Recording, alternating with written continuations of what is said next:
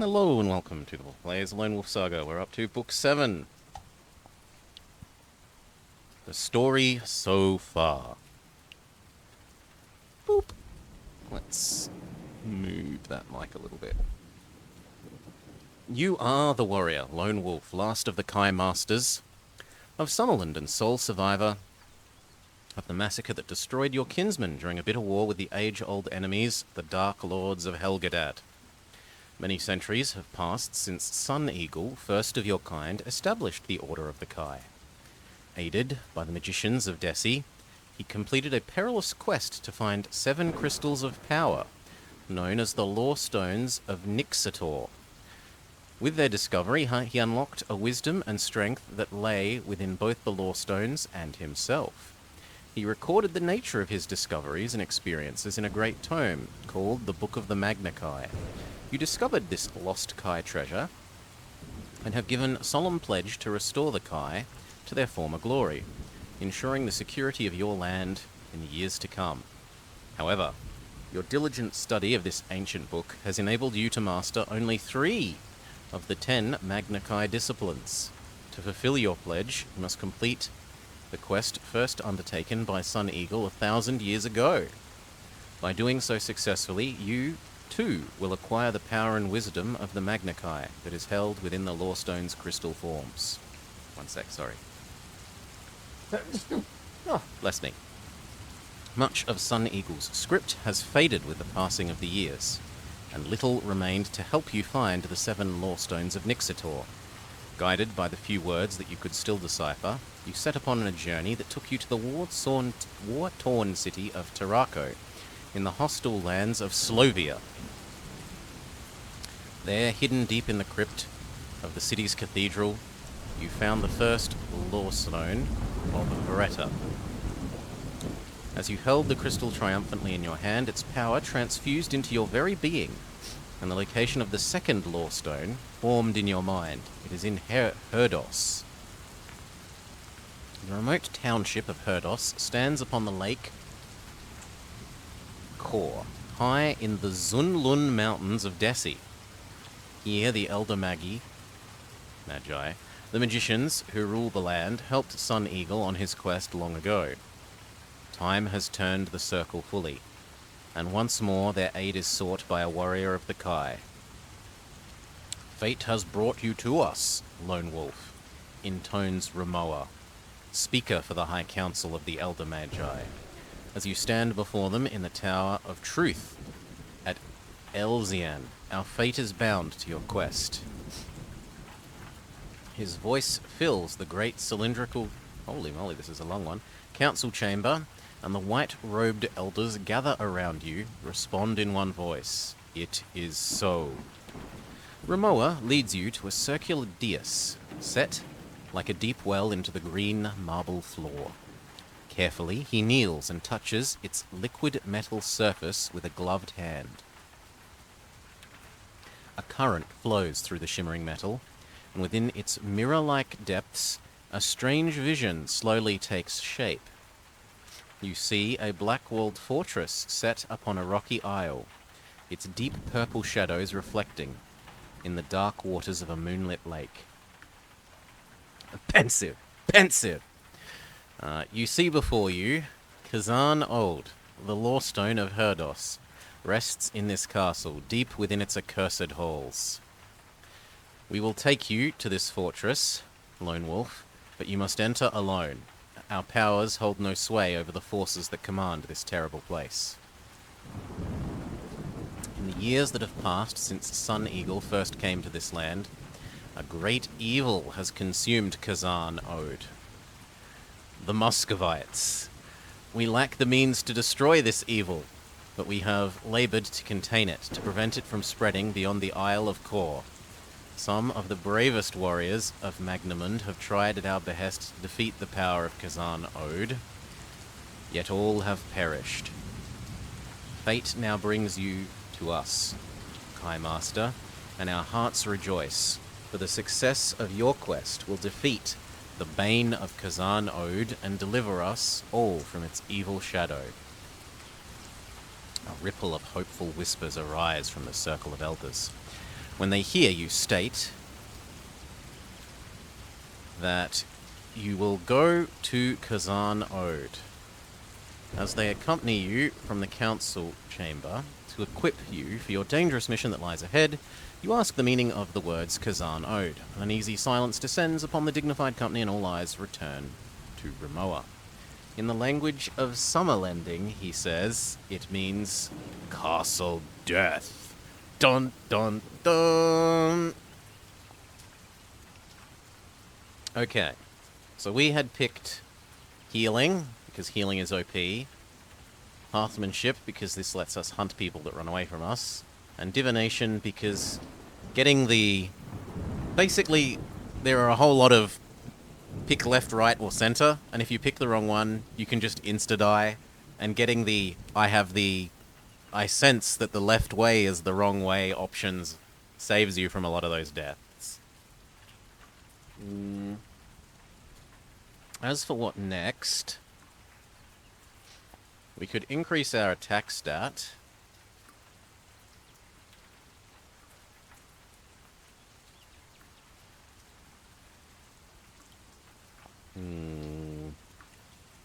We could get animal talk.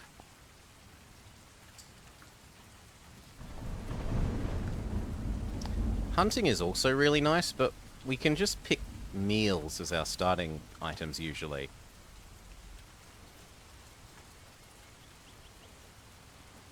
Weapon mastery is always rough because unless this one lets you pick.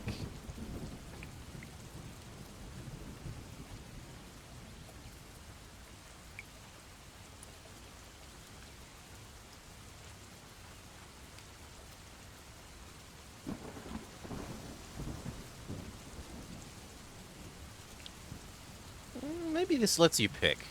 Let's have a go. It looks like this one does let you pick. Okay, so whereas in the first section of the books, if you pick weapon mastery, you roll on the random number table to pick which weapon, or to work out which weapon you specialize in, and basically you feel screwed over if you don't get sword, because the summer sword, the like equivalent of the master sword, is a sword, and if you don't get sword, then you feel screwed over. Here, it looks like we get to pick. We have a bow. We definitely want sword. But then... Dagger? Dagger sounds reasonable. We can carry a dagger for if we need to go somewhere where our sword can't go.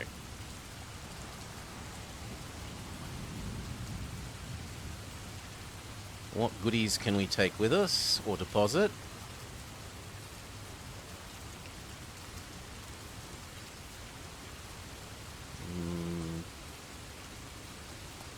These potions don't sound especially needed. Well, maybe one. Warhammer bow dagger. But we also have our special... the summer sword. Yeah, that feels alright.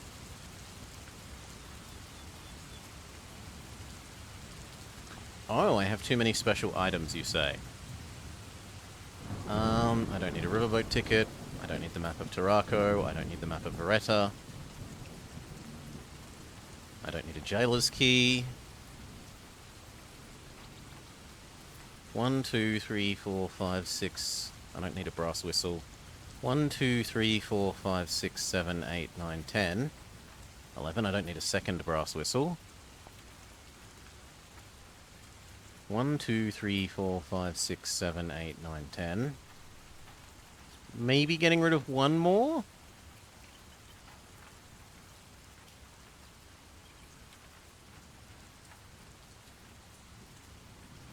No, I like all of these. Lots of these are actually useful. I'll get rid of this fire sphere, even though it's been useful multiple times. Yes, I understand that I'm leaving all of these here. Okay, what do we want to take with us?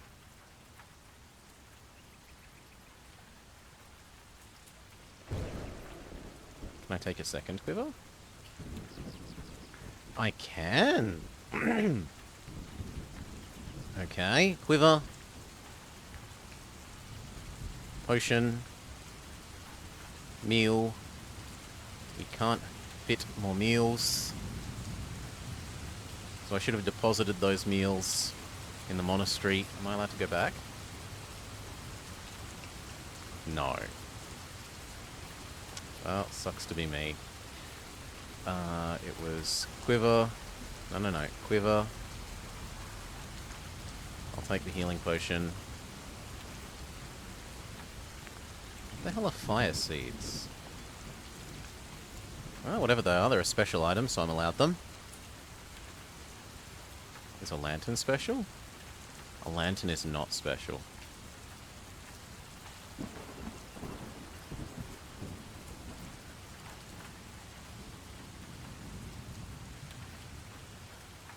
No, that's gonna have to do. I will trade the Warhammer, though. For a dagger.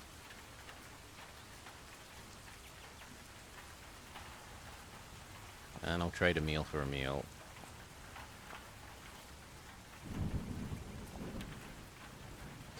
Your quest for the Lore Stone of Heretus will be fraught with disaster and danger. Blah, blah, blah, blah, blah. No matter what you roll, if you're smart, you should be able to win the adventure.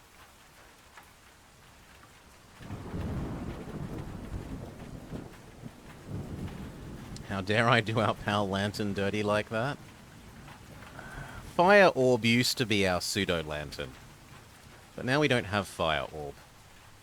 The hours leading up to your departure from Elzian are spent checking and double-checking your equipment and provisions.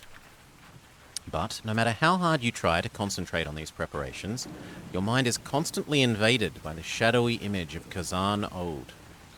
An image identical to the vision that appeared the previous evening in the well of the council chamber. You are filled with a deep dread as you contemplate the probable sight of your own grave. However, coupled to this terrible sense of foreboding is a far greater and irresistible desire to discover the Lord Stone of Herdos. Shortly before dawn, your thoughts are disturbed by a knock at the door of your chamber. It is Ramoa. The time has come for your mission to begin. You follow him through the halls and galleries to a rooftop platform, nestling among the crimson towers of the Temple of Truth. Here you are greeted by a young man. He is tall and dark-skinned, with plaited flaxen hair and sharp cat-like eyes. He wears the gold and scarlet tunic of a Vakaros, a warrior magician of the Desai. "Hail, Pado," says Ramoa, bowing to the proud young man. "Hail, Lord Ramoa," he replies respectfully. "We are ready to sail." The first rays of dawn shimmer along the golden hull of the magnificent skyship that hovers above the rooftop platform. As the hum of its powerful engine rises, you thank Ramoa and bid him farewell before following Lord Pado to the boarding ladder at the edge of the platform. Once safely on board, the skyship rises into the chill dawn air, and Lord Ramoa and the Tower of Truth shrink swiftly beneath its golden keel. You look down with growing fascination as the sleek, bat-winged craft passes over the circling waters of the Elzian Canal and speeds northwards above the jungle of central Desi. As the grey chasm of Goron looms into view, splitting the emerald green land like a deep and terrible wound, Lord Pado joins you at the rail. Time is passed in conversation, and you learn much about the people of this untamed land and their history. You learn that the Elder Magi are all that remain of a race of great magicians who ruled Central Magnamund for thousands of years. They were wise and powerful, and their leadership was great until their numbers were decimated by a plague that swept across the world. Those who survived sought refuge in Desi and have lived in the mountains and the jungle ever since. The Vakaros are native soldiers of Desi who have been taught the art of battle magic by the Elder Magi to help them defend the northern border against invasion by the warlike Vasagonians. When you tell Lord Pado of your own past battles with the Desert Warriors, you sense a sadness within him. How I wish my brother Cassin were here with us now. he says, staring thoughtfully towards the distant horizon. He could tell many a brave tale of our great desert wars. You ask what became of his brother, and after a long pause, he replies solemnly, Kazan Ode. Dun dun dun! The place that we're going killed his brother. The land of Desi is now spread out beneath you like a gigantic map. To the northwest, you can see the foothills of the Karkos Range and the faint ribbon-like glimmer that is the River Doi. To the east, a bank of grey storm clouds advances unchecked along the sea of jungle vegetation. Shortly before noon, you sight your destination. The low domed buildings of Herdos appear on the horizon, followed by the waters of Lake Kor and a blackened finger of rocks upon which sits Kazan Ode. Even at this great distance, the awesome sight of the terrible fortress sends a chill along your spine. Lord Pado orders his crew to prepare for landing, and within the hour the great skyship is casting its shadow upon the flagstones of the plaza of Herdos. You are welcomed by Lord Arden, Elder of Herdos, and a detachment of his Vakaros guards. They escort you through the streets of the ancient town, past the tiny stone-walled buildings of fishermen and miners, to a quay where the glass-domed tower, which is several stories high, commands access to the busy harbour. As you enter the tower, you notice that the glass dome radiates a greenish light, which, in spite of the blinding glare of the midday sun, can be quite clearly seen. Later, as the sun sinks slowly behind the peaks of the mountains, the light emanating from the tower becomes more visible, covering Lake Kor with an umbrella of ghostly luminescence. Lord Arden explains, this tower, together with 5 others that encircle the lake, generate a shield of magical energy that imprisons the evil of Kazan Ode. No creature, living or dead, can enter or leave the isle, so long as the shield remains intact. We dare not lower our guard, and to allow you to land on the island, we've devised a means by which you could pass through the shield unharmed. He takes a gem the size of a small apple from his pocket of the silken robe he wears and places it in your hand. It is a dull, translucent red, but within its core is a swirling mist of glittering sparks, which flicker with gold and silver fire. It is a power key.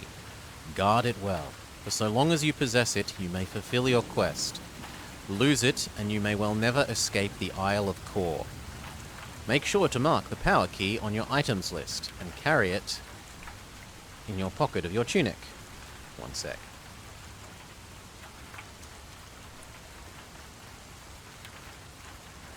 Thank you kindly. At midnight, my Vakaros will take you by boat to the edge of the shield. On board is a small coracle in which you may pass through the shield and make your way to the Isle of Kor. We will pray for you, Lone Wolf. Midnight finds you standing on the deck of a square-rigged fishing boat. The sighing night wind and the creak of rope and timbers are the only sounds that accompany you across the black waters of Lake Kor. You arrive at a wall of shimmering green light, the power shield. The Vakaros whisper their goodbyes, and you paddle through the wall, drawing closer with every stroke to the sinister island fortress. 200 yards from the glistening black shoreline, you note 2 places where you might make a landing. If you wish to land at the stone jetty to the west, turn to 135. If you wish to land at the sheltered bay to the east, can we look at the map?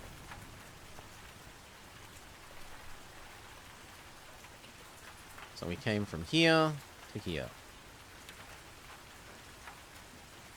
And the map doesn't really give us any idea about which of these would be the better place to go, so I guess we'll just go with the top option. A streak of green forked lightning lights up the collapsed roof of Kazan Ode, and for a second it looks like the shattered ribs of a giant lizard. There is another flash of lightning, and 100 tower windows glare at you like empty eyes, edged with slivers of broken glass.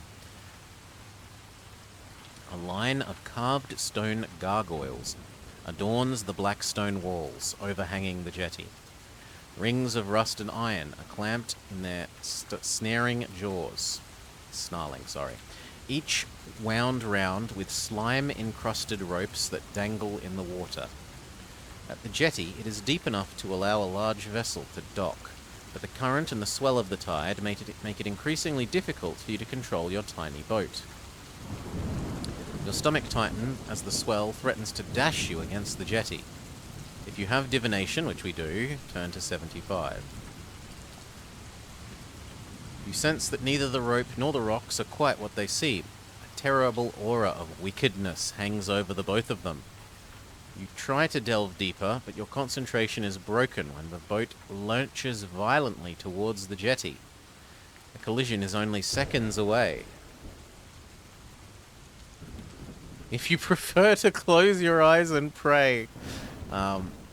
So dive overboard, grab the ropes that we've been told our Jedi senses tell us that we aren't what they seem, or close our eyes and pray. We'll jump overboard. You strike the seething water with a mighty splash and sink like a stone. A sharp tang of the lake fills your mouth, and its icy cold embrace numbs your muscles. Your first impulse on hitting the water is to lash out with your arms and swim, but you're hampered by a mass of plant life that coils around your flailing limbs. Desperate for air, you hack blindly at the weeds that now threaten to drag you to a watery grave. Fight combat as normal. However, because you are suffocating, deduct 2 hit points for every round. Doesn't have much combat strength. This should be a shield. Oh no, we don't have shield anymore. I miss you, shield. Oh well. We insta-kill the weeds. If you survive the struggle, turn to 158. Gasping for air, you claw your way to the surface and swim from the rocky, for the rocky shore. Heaving yourself from the cold water, you crouch down, breathless and exhausted, beside a line of huge boulders, half buried in the coal black sand, and take stock of your belongings. You have lost 2 items from your backpack, and all your food has been ruined by the water. Erase all meals, and items of your choice from your action chart. I'm not giving up rope or lighting, so goodbye healing potion. Goodbye potion that we bought in the previous books. No sooner have you managed to control your breathing than you hear the sound of scraping, as if some heavy weight were being dragged across the rocks to your left.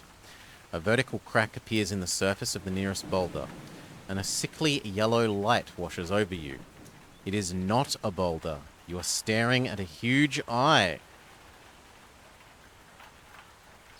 If you wish to leap to your feet and escape towards the sheer rock base of Kazan Ode, turn to 41. If you wish to attack the giant eye, sure. You plunge your weapon into the monstrous eye, and gouts of luminous jelly-like substance pour from the wound. A ghastly, inhuman scream of pain rises from the ground beneath you. Jets of hissing steam erupt through the sand, and a stinging cloud of grit assails your eyes.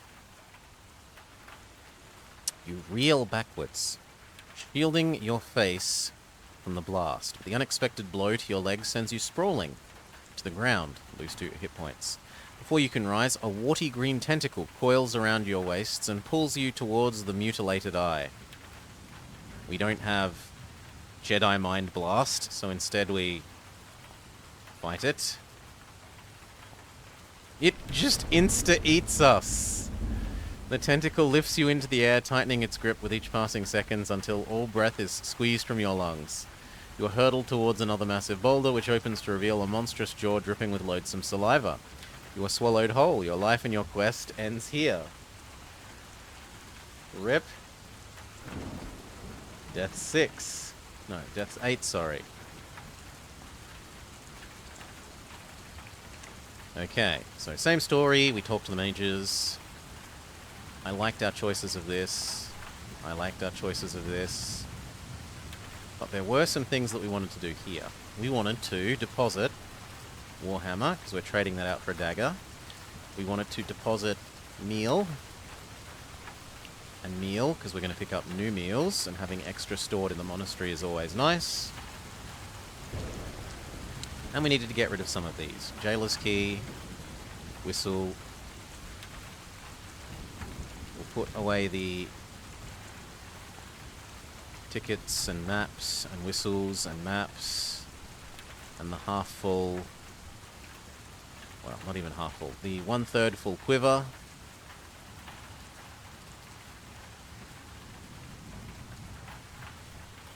And I'll get rid of the fire sphere. I understand. This time we can grab dagger and full quiver and lantern and meal. Even though, well, actually no, we won't do meal then, will we? Because we know that meal gets ruined. We will do fire seeds instead. And potion of Lamsfer.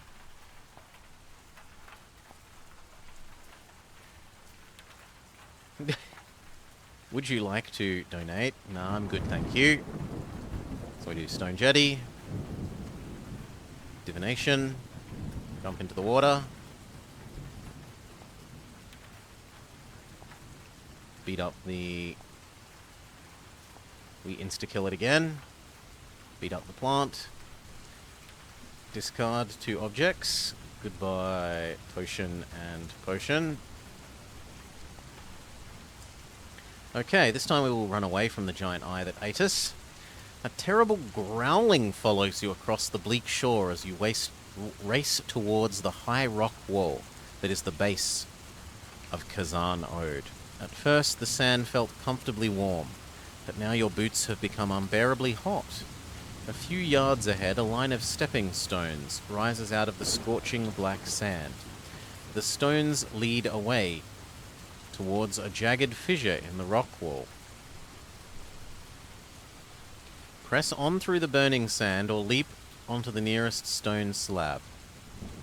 Sure, I'll trust the stone slab. The relief is instantaneous. Quickly you move from stone to stone until you arrive at the shadowy opening in the wall. Echoing in the darkness, you hear the rustle and slither of things unseen. Suddenly something round and black breaks through the surface of the lake, splitting the night with its hideous cry. It hovers for a few seconds above the water before hurtling towards you at an unnerved speed. If you wish to take cover inside the fissure, if you wish to draw your weapon and prepare for combat, if you have a bow, yeah, let's shoot the bird. Only the faint green light of the power shield illuminates your moving target. You notch an arrow and take careful aim. As it speeds up the beach, weaving in and out of the boulders that litter its path. Pick a random number from the random number table. If you have weapon mastery with bow, add 3. And we have the silver bow, so there was no way for us to fail this roll. Unless we rolled literally a 0, I guess. The arrow pierces the center of the sphere and disappears completely. Fearing that your missile has proved harmless, you shoulder your bow and are about to draw a hand weapon when suddenly there is a flash of light and a tremendous explosion. The black sphere bursts into thousands of pieces and is consumed in a fireball of brilliant yellow flame. A wave of heat sears your face, lose a hit point, and you are hurled backwards into the fissure. If you choose to avoid going in the fissure, get in the fissure anyway. It takes a few minutes for you to get your bearings in the gloom of the narrow corridor. Outside, strange sounds echo across the beach, making you forget your natural caution and move deeper into the darkness. The uneven floor is coated with mud, and the warm, moist air reeks with a repugnant odor that reminds you of gutted fish. You press on, taking great pains not to slip and fall. But the light soon fades completely, and you slow to a halt. If you have the fire sphere, our good friend fire sphere, who has been replaced by lantern, or a torch and a tinderbox, so I don't have torch, I've only got tinderbox, turn to 61. Your light source flares brightly in the moist gloom of the passage. A cavern lies immediately ahead, its high arched roof a mass of dripping stalactites, hanging like thick spheres of pearly white stone. Cautiously, you step across the cavern floor, your skin prickling as peculiar sounds emanate from the shadows. You wind your way through the labyrinth of tunnels, slipping on moss-covered rocks, grazing your head upon low ceilings, and scrambling up and down step ridges and rock falls, until you arrive at a smooth-walled chamber, carved with precision from the hard black rock. A staircase ascends through the archway to your left, and directly ahead stands a massive stone door. Examine the door.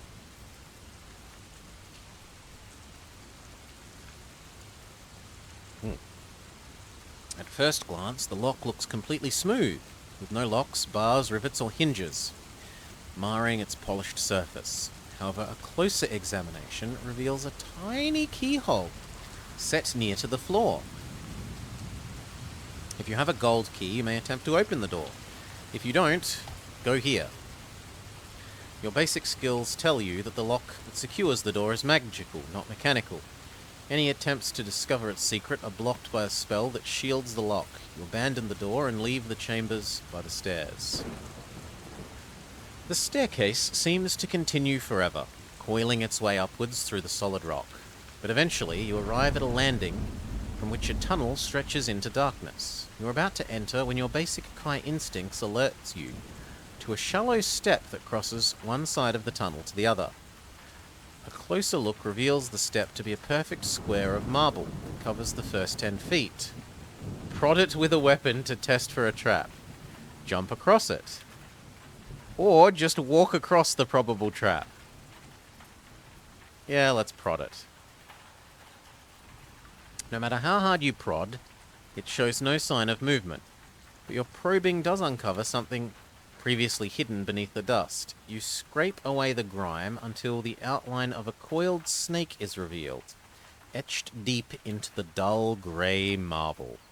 Carved in the center of its scaly coils is the number 123.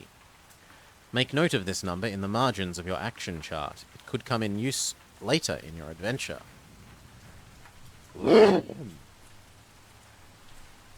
If you want to walk across the slab, no, we will jump. You clear the slab with a bound and press on along the winding tunnel. A warm, damp wind whistles along the rough-walled passage, carrying with it a rancid smell of sulfur and decay. For over an hour, you walk down the tunnel, leaping over fissures in the uneven floor and taking care not to tread on the glistening blue-black worms that slither away into cracks in the rock when your light invades their damp, dark world. Eventually, the tunnel opens into an oval-shaped chamber. A staircase, festooned with cobwebs, ascends to an open trapdoor in the ceiling. The familiar pale green glow of the power shield filters in through this portal. At the foot of the stairs lies the mouldering remains of a body, partially encased in armor. A rusty sword is clenched in its skeletal fist, and a bone-handled dagger protrudes from the base of its skull. Let's examine the body a bit more closely. You recognize the dead man's hauberk as that of a Kikushi mercenary. The 10-pointed star of Nikisa, the symbol of that country's capital city, adorns each of the rusty buckles that fasten the chainmail armor. In a leather pouch hanging from his belt, you discover 6 crowns, and inside the tattered remains of his backpack there is rope and a hooded Wascally Wabbit. A hooded red robe. Is it a special item? It is a normal item. No point in not having 2 ropes. Always throw away the extra rope if we need to. If you want to continue along the... Oh, sorry. A closer examination of the weapon shows them both to be useless. The bone-handled dagger crumbles to dust when you try to dislodge it from the corpse's skull, and the blade of the sword is dull and eaten by rust. If you wish to continue along the tunnel, go here, or climb the stairs and investigate the trapdoor. Yes, we will investigate the trapdoor. Cleaving a path through the thick cobwebs proves more difficult than you had anticipated. Sticky, rope-like strands soon cover you from head to foot, and to your horror, they begin to shrink. It is too late to evade the attack. You must fight for your life. The enemy is immune to Mind Blast and Psi Surge. Owing to your restricted ability to move, reduce your combat skill by 4. Can we insta-kill it? No, but it's barely scratched us.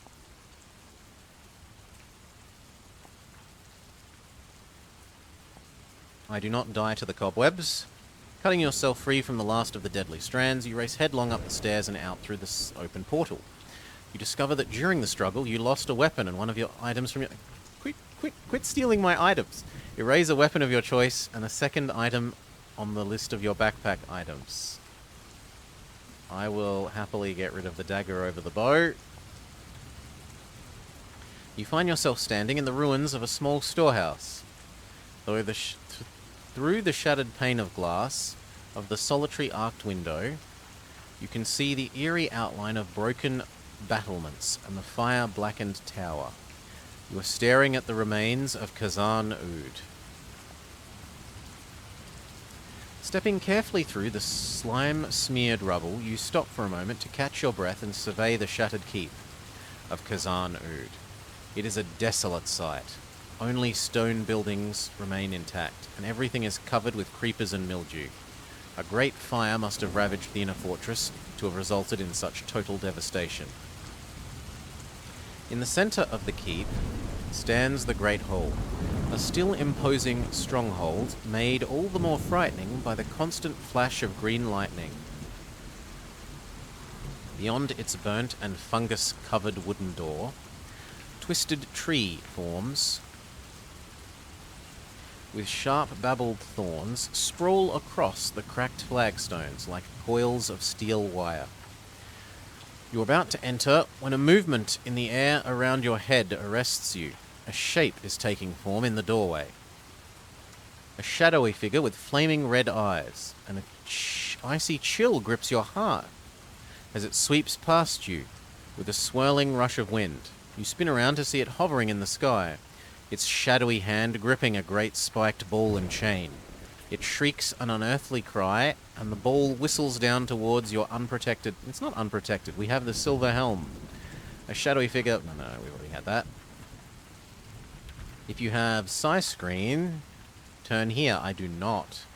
If you do not, prepare for combat.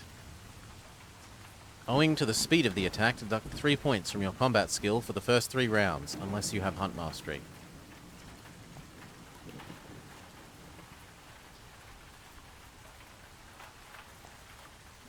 We have our backup Dagger of Dark Lord. The enemy didn't even hurt us, literally. If you win combat, turn here. The shadow flares red before dissolving into a grey mist that is carried away swiftly on the stormy air. A sudden chill makes you shiver. You pull your cloak around you, taking comfort from its warmth. But it is as if the cold comes not from the damp wind, but from somewhere deep inside you. You feel hungry and must eat or lose 3 hit points. No! When you've finished, you check your equipment and take cautious steps inside the Great Hall. Yes, Remy. I mean, it's not really pre-computer. It's... like, computers existed when this was released, but it is a choose-your-own-adventure game that has RPG elements digitally implemented. No, not even pre-PC, Remy. These books are, like, 80s. 80s, 90s. So... Not even pre-PC.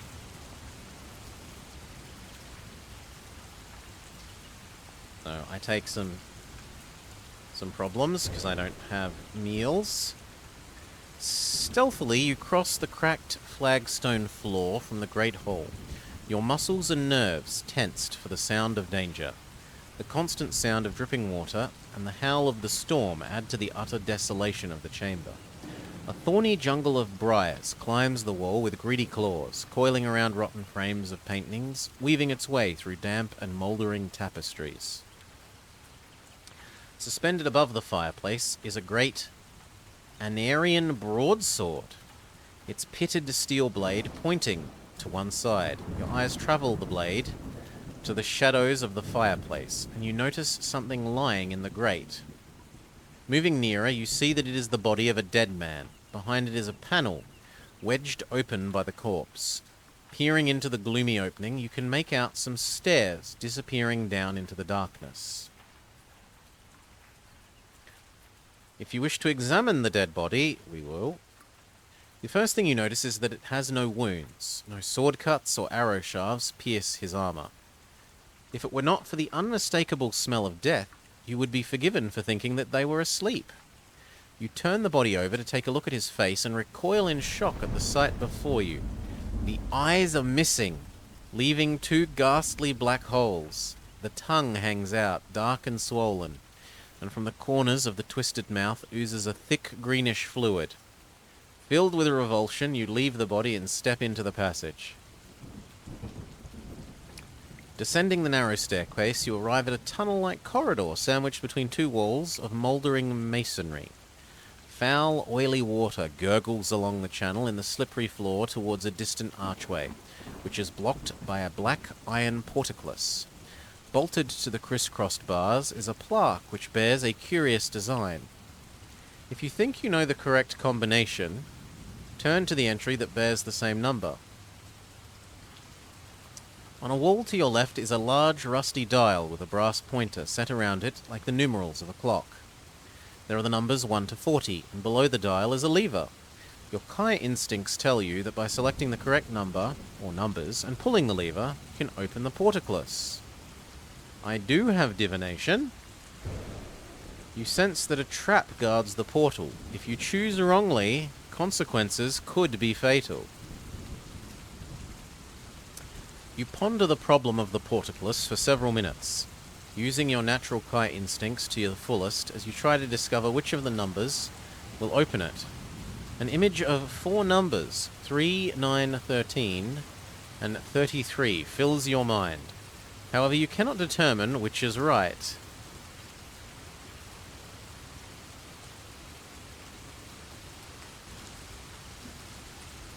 But I don't want any of these. I want to go away and go a different direction, because all of these sound like they're going to insta-kill me. If you wish to pick 3, turn to page 3. If you wish to pick 9, go to 9. If you wish to pick 13, go to 13. If you wish to pick 33, go to 33. Well, 13 is unlucky, so clearly we go with 9.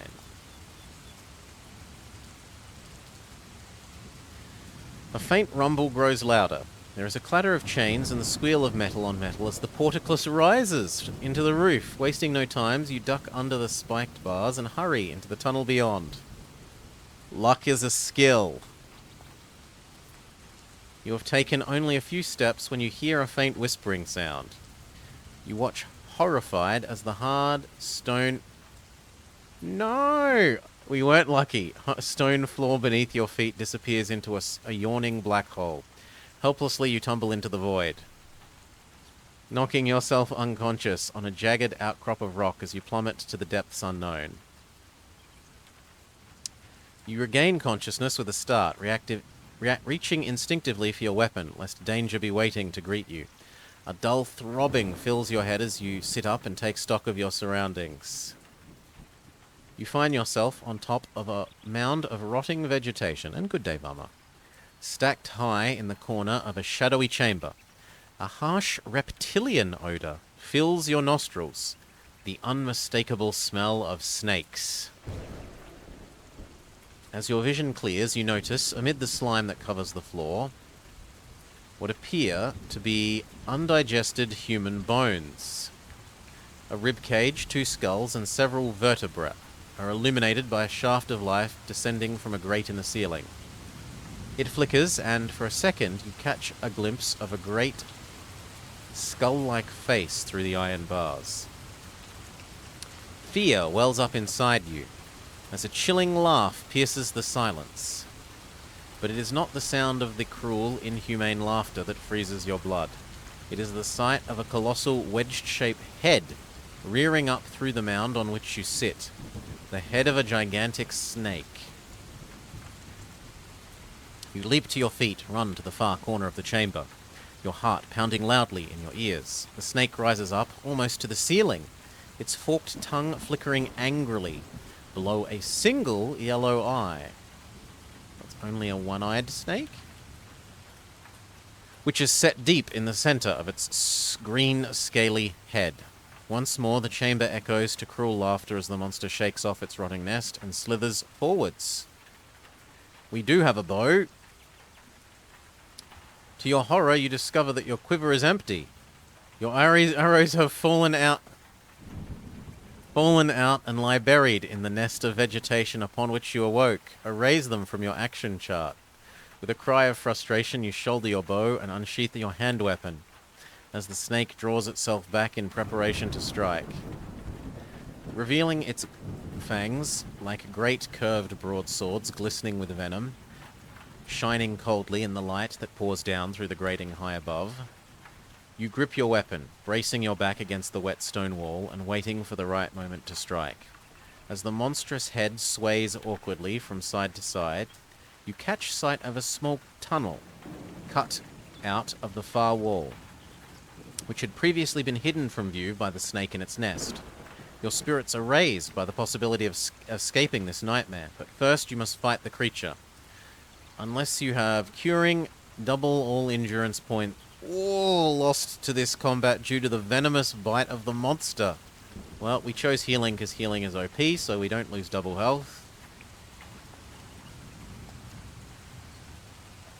2 more rounds. Yeah, it reduced us to about 2/3 health. A maniacal scream of anger echoes from behind the grating as the snake crashes lifelessly to the ground.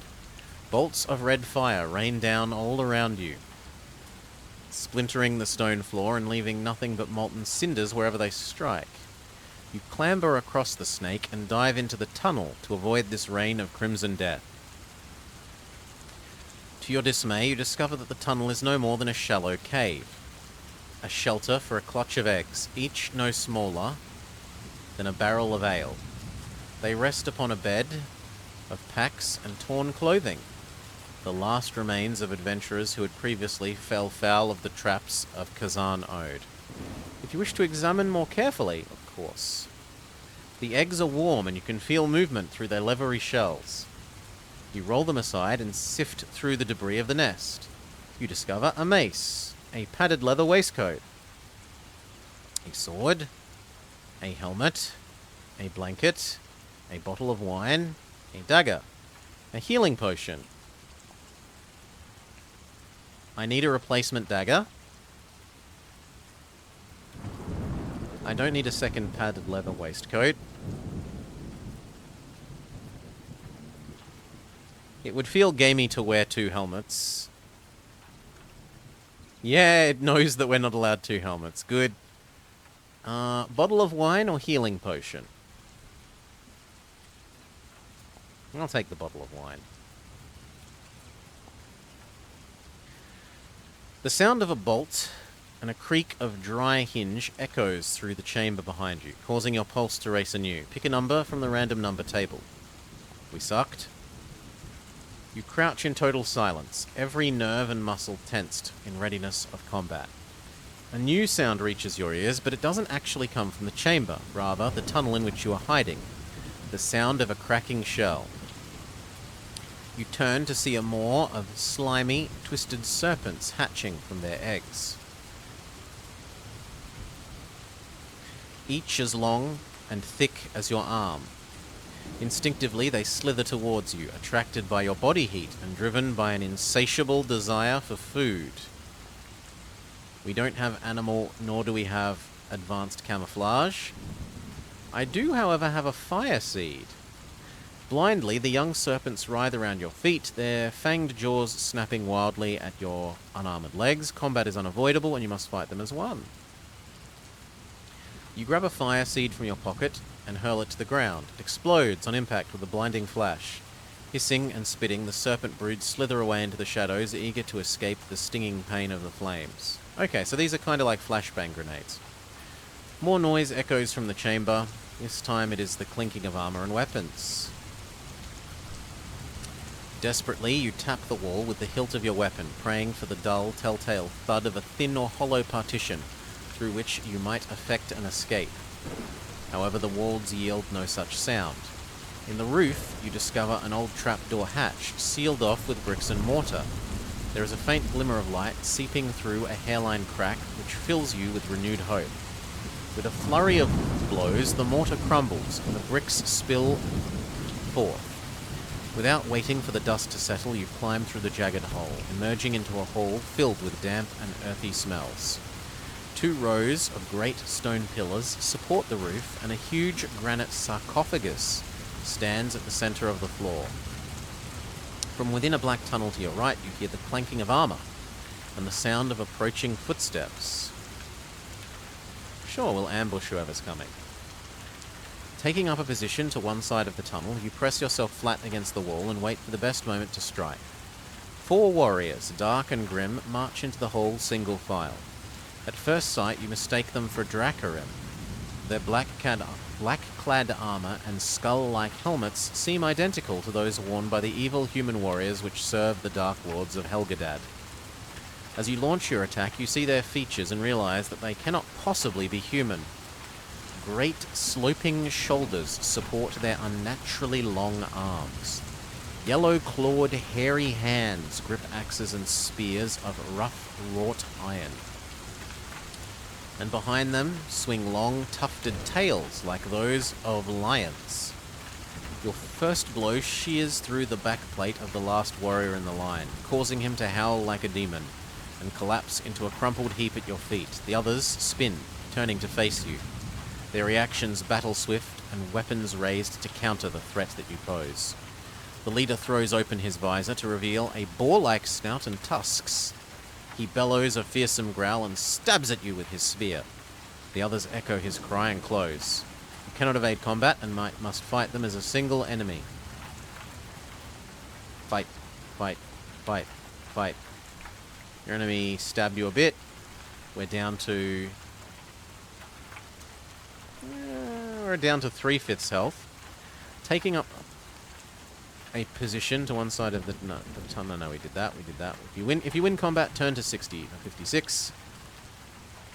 You search the bodies of the slain beastmen, looking for anything that might shed more light on the mysterious fortress. After emptying their packs and their pockets, you sift through the following items. Meal, arrow. I do need arrows. So we will refill our quiver. Am I allowed a second quiver? Fantastic. I don't need another bow, I don't need an axe, I don't need a spear. I have no space for meals. But I'll trade the bottle of wine for a meal.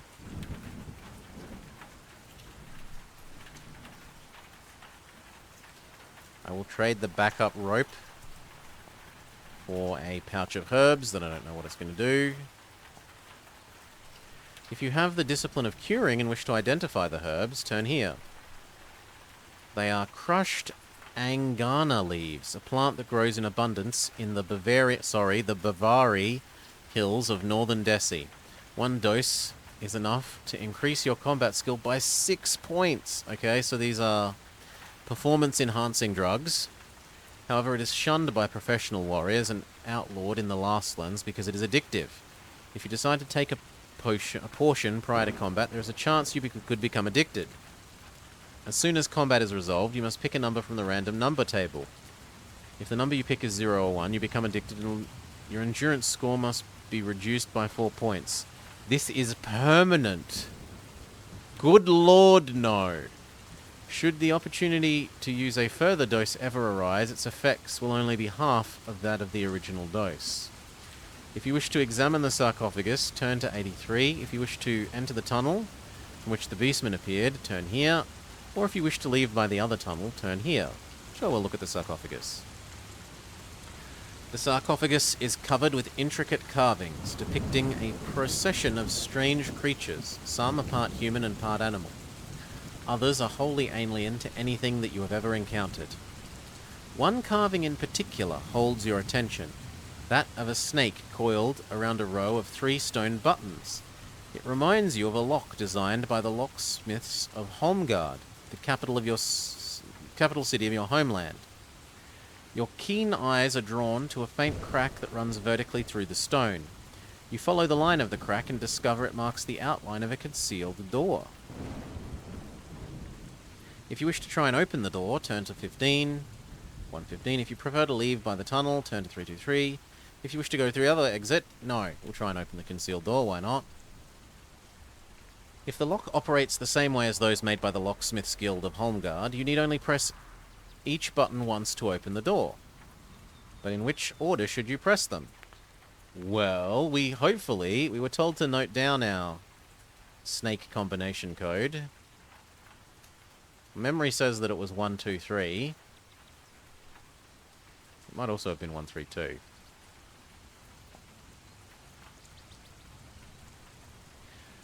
As you press the third button, you hear a distinct click. The panel slides open, and you find yourself staring down a flight of steps that lead to a strong iron-shod door. Sure. To your relief, you discover the door is unlocked and unguarded. Beyond it, a torchlit corridor descends through a series of deserted chambers, each one defaced by years of neglect and decay. Rotting curtains and mouldering— they love the word mouldering, this book— furniture are all that remains of a sumptuous abode, a luxurious underground retreat for the Lord of Khazan-Ode. You are about to enter one of these chambers when the sound of muttering stops you dead in your tracks. 3 spindly-limbed creatures are seated at a table in the center of the room. They chatter excitedly in a language that is alien to your ears and point with slim green fingers at the parchment spread out before them. They wear long, hooded robes of purple silk and appear to be unarmed. If you have picked 3 of the skills that create a special ability, turn to this page. We haven't. If you wish to launch a surprise attack, turn to 295. If you want to sneak through— no, let's kill them. The creatures are so engrossed in their discussion that they do not notice you enter the chamber. We do have a bow. Let's shoot one dead. You aim and fire. The arrow sinks feather deep into the skull of the creature on your left.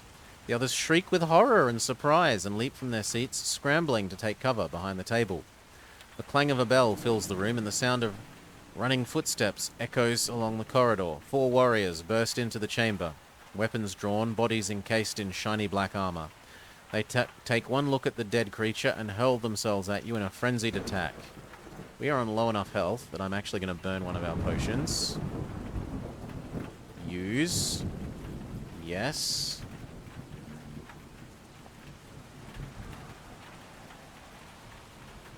Good. Health is back up to where it should be. Fire your bow again. Your arrow strikes its mark, burying itself deep in the chest of the leader. He screams like an animal and falls forward, impaling himself on his sword as he crashes to the ground. Shouldering your bow, you draw a hand weapon as the other guards press on with their attack, undaunted by the deaths of their leader.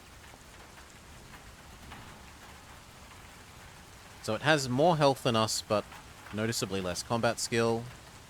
We do not choose to use the performance-enhancing drugs that can permanently cripple our health. And they scratched us, but not too badly. We won the combat quickly. Before the last defeated enemy hits the ground, you are sprinting along the corridor, anxious to leave the chamber and the dying guards behind.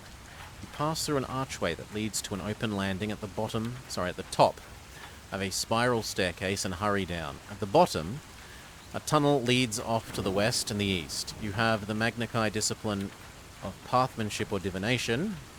Turn here. Your Chi mastery reveals that the wall at the bottom of the staircase contains a secret door. One of the bricks is smoother than the others, and you sense that it activates the lock, keeping the door closed. Sure, we'll open it. The brick slides in, and the secret door opens. Before you stands an ugly, bearded dwarf wearing grimy black velvet jerkin.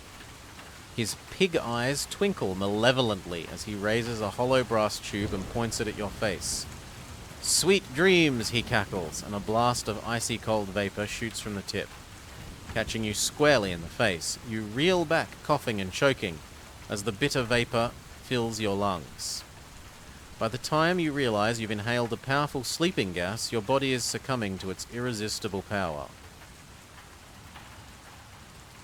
You awake to such an astounding sight that you feel you must be dreaming. Before you lies a titanic circular hall of glittering marble, rising tier on tier like a gigantic amphitheater. A vast pit fills the center, from which arises a pinnacle of black iron, linked by sheets of flame that roar up from the depths below. Scores of seated creatures crowd the tiers, every one of them staring at you, their eyes like pinpoints of fire gleaming coldly from the shadows of their hooded robes. You hear the rustle of their mocking laughter, and your skin prickles with an eerie premonition. A great gong booms in the distance, and the doleful chant arises from the crowded tiers. The urge to run for this evil place grips you like a fever, but your wrists are manacled securely to a bronze ring fixed to the wall above your head. "Let the trial commence," commands a mighty voice, filling the hall with clamoring echoes. As one, the robed spectators rise from their seats as the shaft of light pours down upon the pinnacle, illuminating the outline of a man, white-haired and gaunt, seated on a massive throne of solid gleaming gold. Suspended in the air above his head are two crystals, one as clear as a polished diamond, the other as black as the grave. A crackling arc of energy travels between them, and its flickering blue light sheds a ghostly shadow on the face of the seated lord. "Intruder," he says, his voice soft yet chilling, "you have come to Khazanode with murder in your heart. Have not the cowards of Elzian promised to reward you for my destruction?" A drone of dissent surges from the crowded tiers, drowning any answer you offer in your defense. The Lord rises slowly from the throne and turns to his baying minions, his hand outstretched as if to receive the adulation. As their ghastly drone grows louder, your eye is drawn to the clear crystal that hovers above his head. A golden light glows at its core. In a flash of understanding, you recognize this object is that of your quest, the Lawstone of Herdos. "Your verdict, my children?" cries the wild-eyed man, his voice harsh and angry. "Guilty, Lord Zardha," the crowd howls in reply. "The sentence?" retorts their master. "The maze," they scream. "The maze!" "We have the summer sword." A rickety hunchbacked creature, swathed in hooded robe, approaches the platform on which you are manacled to the wall. With an efficiency born of practice, he strips you of all your weapons and hands them to an ugly-faced dwarf hovering at his side. The dwarf looks at the summer sword with an appraising eye, raises it above his head to show it to his master, but before he can speak, there is a sudden roar as a bolt of golden energy engulfs its hilt. Screaming with pain, he drops the sword and cradles his smoking hand, his fingers missing half their length. You are unable to hide your smile, and are quickly punished for your insolence. The robed creature strikes you across the face, gashing your cheek with its rough, warty fist. "Take him to the maze," commands the white-haired Lord Zardha, "and leave his sword for me." The summer sword rises into the air and floats towards the golden throne on a cushion of blue mist. As you are dragged from the hall in chains, you are taunted by Zardha's cruel laugh and fear that your quest is doomed to failure. Erase anything weapon or weapon-like from your action chart and make note of them on a separate piece of paper in case you should discover them later in your adventure. An escort of armored guards forces you along a steel passageway, lined by a crowd of jeering minions. They punch and spit at you as you pass between them, and their foul curses ring in your ears. The guards halt before a huge door of iron and unlock the manacles that encase your bruised, bloodied wrists. The points of their spears never wander far from your throat, discouraging any attempt at escape. The door rumbles open and a cheer goes up as you're pushed headfirst into a foul-smelling pit. "Welcome to the maze," sneers the chilling voice of Lord Zadha. From somewhere high above your head, you struggle to your feet and peer up at a ceiling of swirling mist. A faint glow is gradually taking shape, condensing and forming into the likeness of a human skull. Baleful green eyes stare down at you from bony sockets, and a powdered wig, like that of a high court judge, sits squarely upon its fleshless head. You came here to kill, but your plans have been foiled. "And now you must face the consequences," echoes the voice in the skull. "You have been sentenced to enter the maze of Zadha. If you escape, your life may be spared. If you fail, you will surely die, a fitting end for those who came here in search of death." The skull retreats into the mist, and a deadly silence fills the pit. A semicircular shadow falls on the wall. It grows larger and darker until it resembles the mouth of a cave. Suddenly, a gust of chill air whistles from out of the darkness, and you realize that you are staring at the entrance to the maze. "Enter," orders the voice, "or die where you stand." It is no idle threat. A crossbow bolt slams into the sand inches from your feet, and the click of a steel drawstring warns that others would follow should you disobey. Reluctantly, you step forward and enter the maze of Zadha. You are standing in a passage, the walls and floor of which are completely sheer and smooth. Overhead swirls a mist that gives off a dim, diffused light, just enough for you to be able to see your way ahead. Without your weapons, you feel naked and vulnerable, but you take some comfort in the fact that you still have your backpack, your gold crowns, and your special items. Do we? I mean, I have some healing items.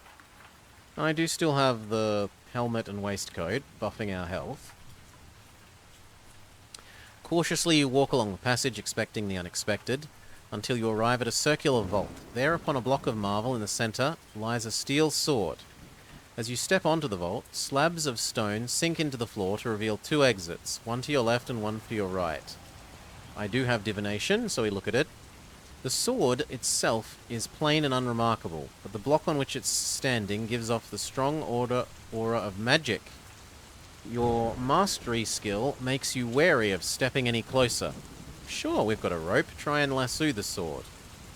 You have no difficulty in looping your rope around the sword hilt and drawing it towards you. It is plain, heavy-bladed weapon, of poor quality and unworthy of your scabbard, but in this strange and hostile maze, this rough steel blade helps to restore some hope of survival. We'll take the right tunnel. You walk along the passage for several minutes until it turns sharply to the left. Cautiously, you peer around the corner, and your Kai instincts alert you to the potential threat. Peering down, you see a beam of light shining one side of the corridor to the other. The passage ahead looks no different to those of the rest of the maze, but you are sure that it contains a deadly trap. If you want to step over the beam of light... Yes, please. Jets of fire spurt from the floor and walls, momentarily blinding you. A wave of searing heat buffets your face, singeing your hair and eyelashes, lose 2 HP, and forcing you to retreat for fear of being burned alive. Suddenly there is a ghastly scream. Something is approaching you through the flames. In the next instant, a blazing human form staggers into view. It shrieks in agony and lurches out of the fire jets, its arms flailing wildly as it launches an attack. Sure, we'll fight it. With a cry that shakes your soul, the creature leaps forward to claw at your throat. It is immune to Maya Blast, but not Psi Surge, unless you have the Magnakai Discipline of Nexus, double health lost due to the severity of burns you sustain. So it has really bad combat skill, but it has a fair bit of health. We will, yes please, equip our sword. We will not be using the drugs.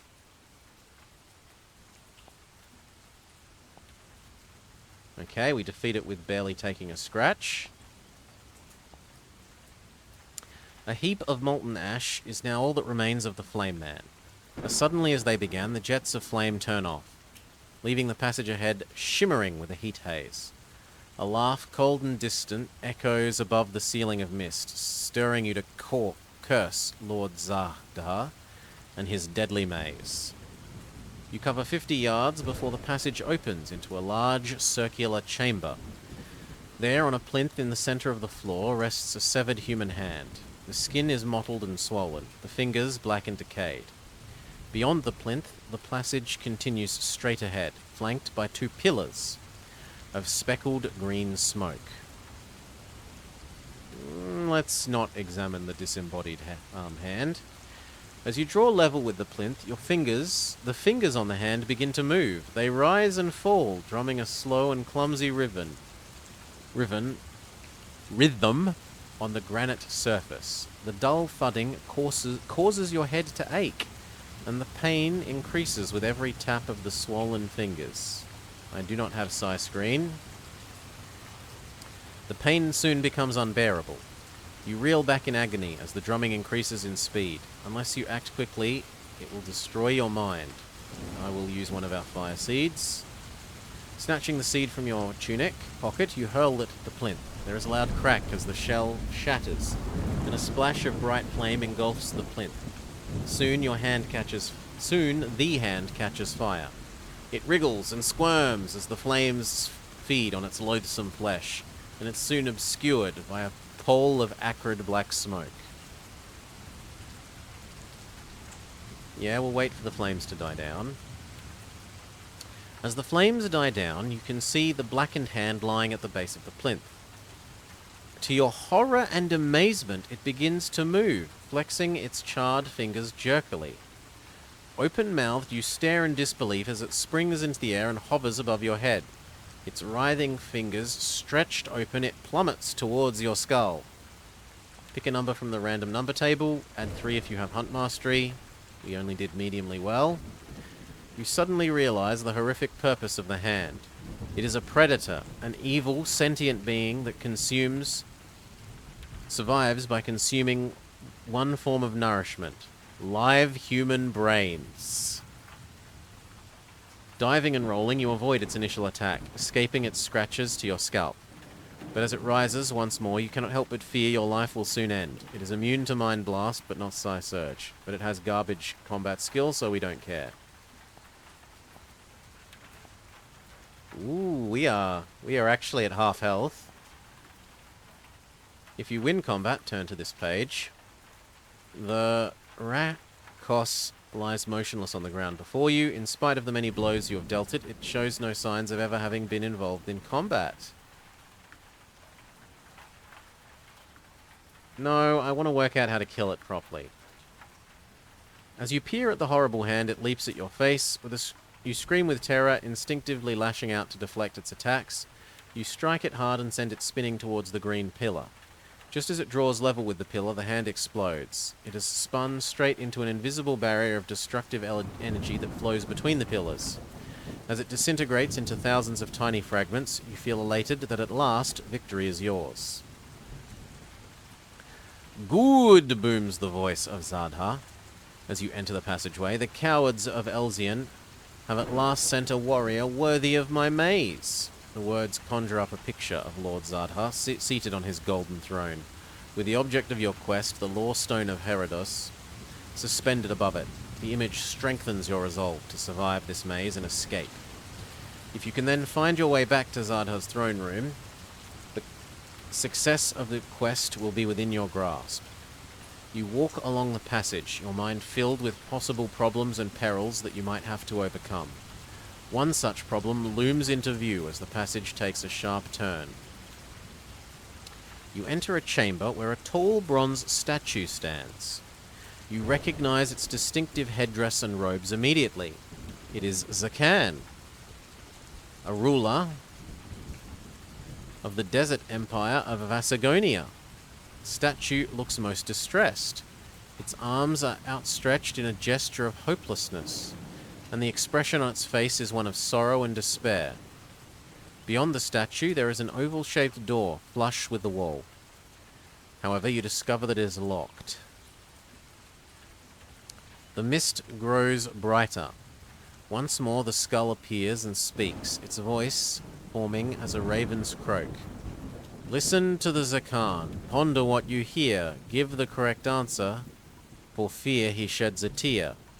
The skull disappears into the misty ceiling, and you watch amazed as the dull bronze lips of the statue move. A harsh voice echoes from deep within its hollow metal body. My daughter has many sisters. As many sisters as she has brothers. But each of her brothers has twice as many sisters as brothers. So answer me this, wise warrior. How many sons and daughters do I have? Notepad! So, we have man. Man has sons and daughters, which we will call X and... Well, actually, we'll call them M for male and F for female, respectively.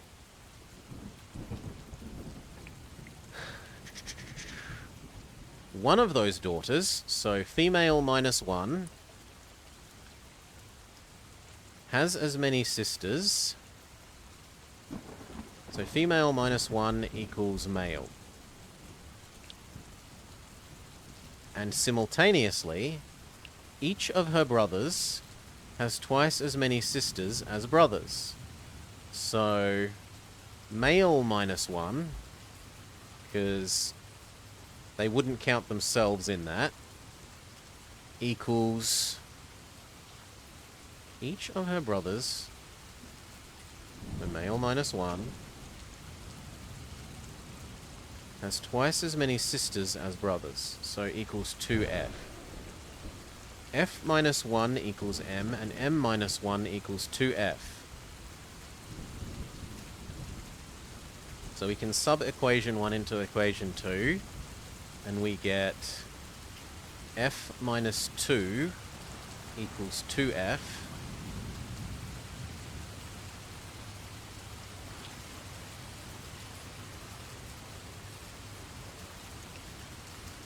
That's worrying, because F is going to equal minus 3. Huh?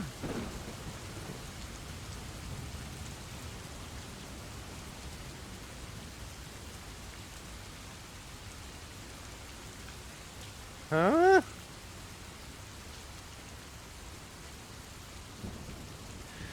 F minus 2 equals 2F. So 0... No, we'll leave it as minus 2. Minus 2 equals just 1F. So apparently there are minus 2 daughters, which... Something is not right.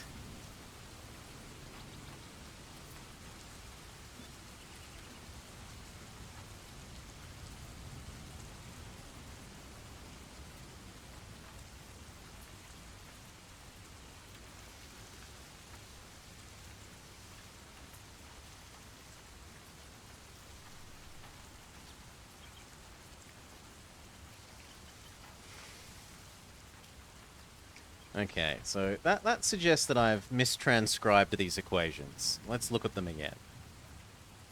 Female minus 1 equals male.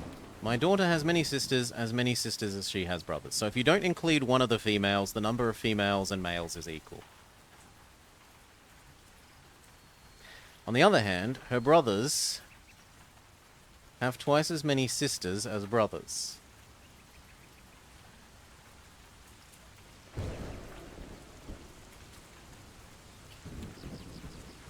So subtract 1 from the number of males, because they wouldn't include themselves.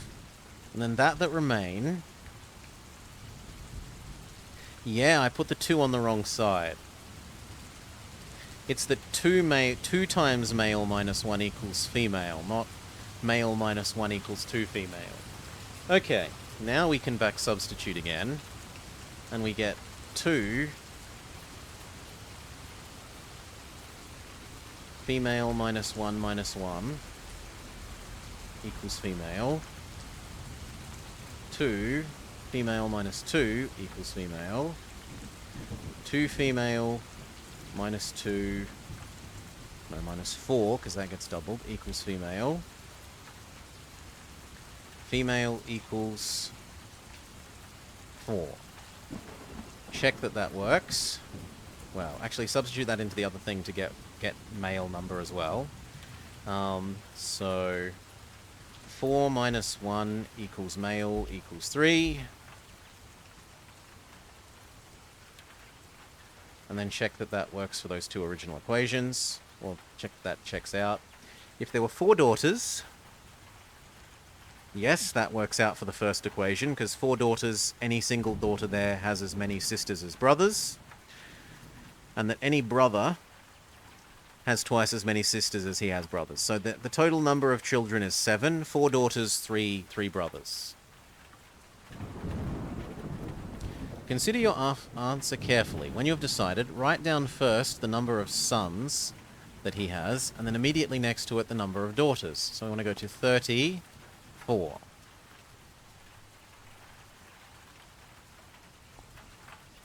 Yes, this is the correct combination. Proceed with your quest. Only linear algebra, not matrix math, but still, we let love of the mathematics flow through us. In reply to your correct answer, the oval door emits a click and slowly swings open. You step through and descend a steep ramp to the long corridor whose walls are covered with what appears to be gigantic cocoons, stretching into the distance as far as you can see. The oval door clicks shut, but the clicking continues, like an echo, only growing steadily louder.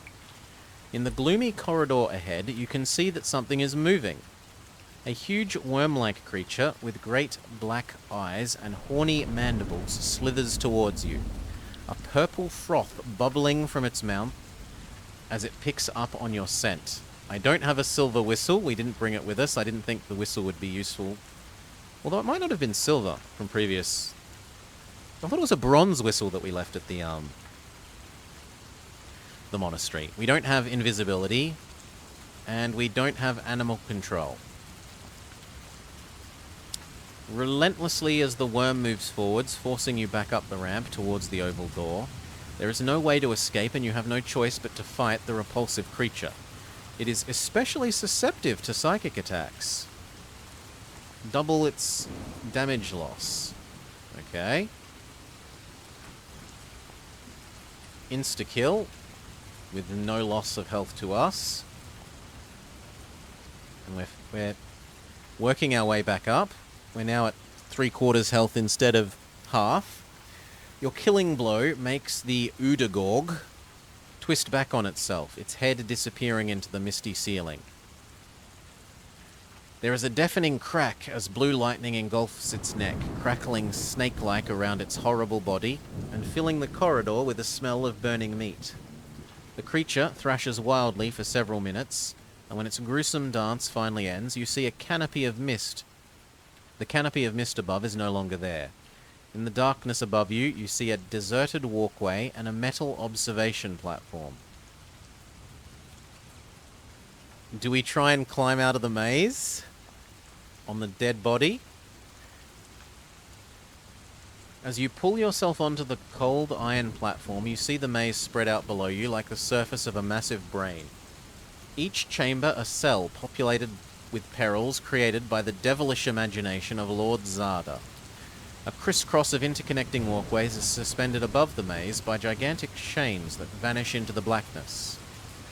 You hurry along the iron path towards a staircase that descends to an arc beyond the boundary wall of the maze. As you run through it, you hear an alarm bell echoing in the vastness above. Your escape has not gone unnoticed. The vaulted corridors lie beyond the arc, which turns to a junction with 2 exits. If you have pathmanship, which we do, turn to this. Your skills reveal that a passage to your left goes to a complex of prison cells, while the passage to your right leads to a guard room and torture chamber. We'll try and free some prisoners, why not? The passage leads to an enormous compound of cells that holds the slaves of Kazan Ode. They are, in the main, a pitiful herd of gangling black-skinned creatures with sorrowful eyes and backs bent crooked by years of hard labor. The prisoners press their sad faces against the tiny grates of their cells, curious to see the fair-skinned warrior who walks upright among them. They hiss as you pass, until the entire complex echoes to the sound of their sibilant scorn. At the back, there is a cell that resembles a cage, denying its prisoner even a small degree of privacy. You stare through the bars at the black-skinned man sleeping on the straw-covered floor. His blonde hair and red and gold tunic stained with blood and grime.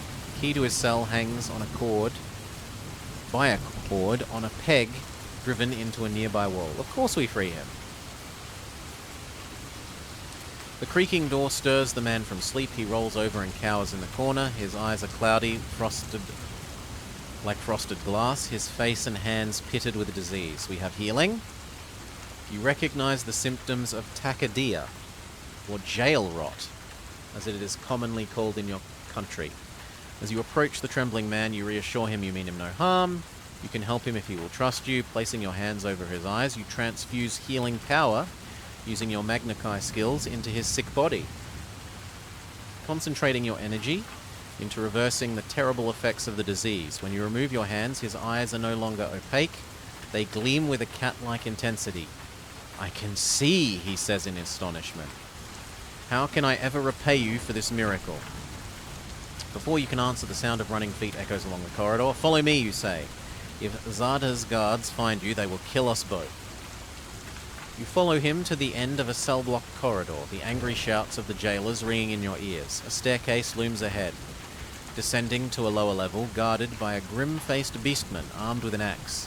Double all hit points lost by your enemy during this combat, for he is attacking. You are also helped by your newfound partner. It shouldn't take much to defeat anyway. We insta-kill him. Your companion rolls the body over and unsheathes a short sword and dagger from the beastman's belt. As you may take the axe that was used in combat and a dagger if you wish. Having a spare weapon is wise. We'll take the axe. At the bottom of the stairs is a deserted hallway, the end of which has two great doors of gleaming bronze. Sumptuous tapestries and statuettes of gold line the walls on either side. It has an ornate fountain of silvered marble, which fills the hall with a melodious bubbling sound. You have covered less than 20 feet when an armored guard steps into view from behind the fountain. He raises a crossbow, and you shout a warning to your partner, but you are too late. The bolt hisses through the air, hitting him with such force that he is knocked off his feet and sent crashing to the floor. The guard fumbles in a leather pouch for another quarrel with which to dispatch you. Kill the guy first. No. No, that's not the one I wanted. No, that was a misclick. Can I go back? No, it starts again. Oh. Rip. Death's 9. I wanted to kill the guy first and help my friend second. Same. We were storing our meals. And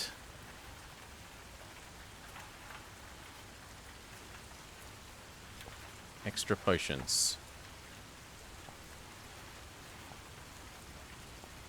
As for special items, the sphere is actually shown to be useful. Yeah, and it was brass whistle. Maybe I should keep the brass whistle then. Get rid of the the semi-empty quiver. I'm going to take the brass whistle.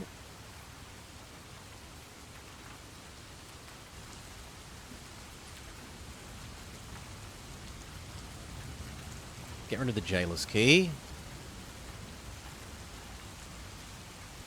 We're awfully full. Yeah, I'll discard something if I have to. We trade the warhammer for a dagger. We take the grenades. We take the quiver. We take the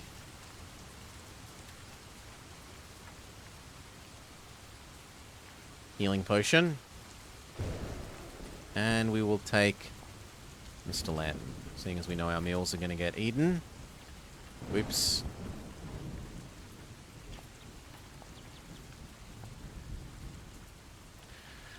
Okay, and we do what we can to work our way back there. So it was Jetty, Divination,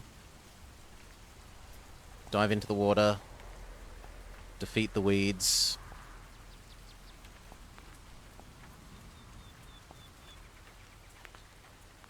Get rid of 2 things. Goodbye.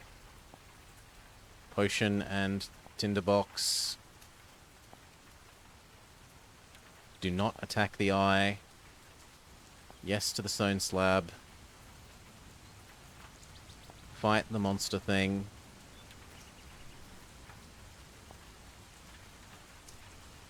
Use the summer sword on it.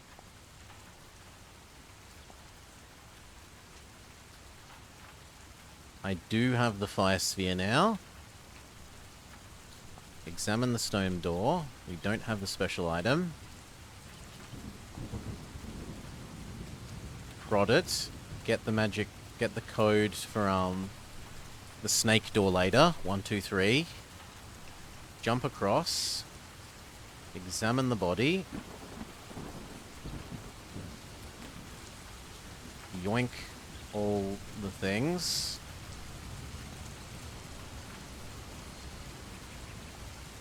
Let's go the other way. The cloying smell of damp and decay grows steadily stronger, and you're forced to cover your nose with a cloak to block out the sickly stench.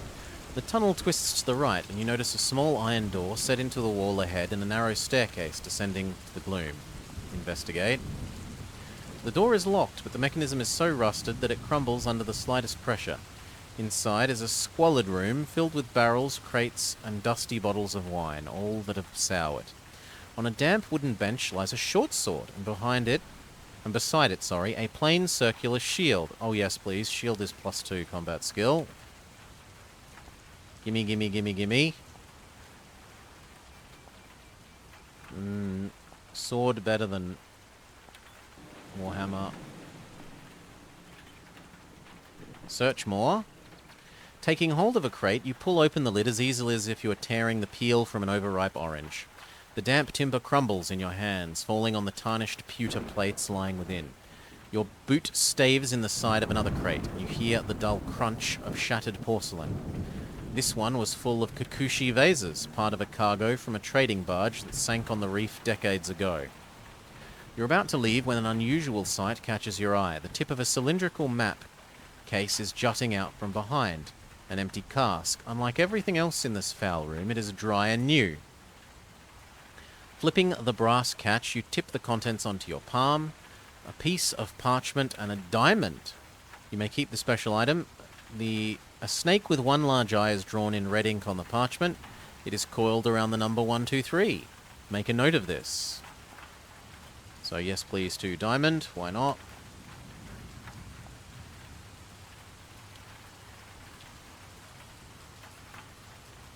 We will use our marksmanship.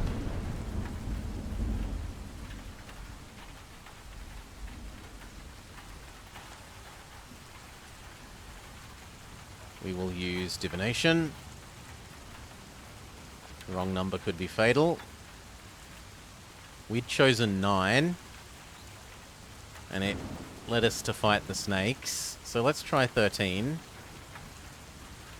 The shriek of metal on metal reverberates along the tunnel as great iron cogs grind into action. Slowly, the portcullis rises into the roof. Wasting no time, you duck beneath the pointed bars and hurry into the passage beyond. Rats flee, squeaking as you stalk along the slippery flagstones. You wince as their claws rasp on the wet rock, and their hairless tails furrow the stinking green slime that covers the surface of the tunnel floor. The passage widens as it approaches a staircase that leads down. Halfway down the stairs, you disturb a colony of bats nesting in the ceiling. They squeal angrily and whirl around your head, battering you with their wings and nipping at your face with their sharp, needle-like teeth. We do not possess animal skill, so we are forced to fight. They are very hungry. They want human blood. And we don't have animals... But we do have curing, so we don't take double damage from their poisonous saliva. Equip our short sword, please. No, our summer sword, thank you. And shield.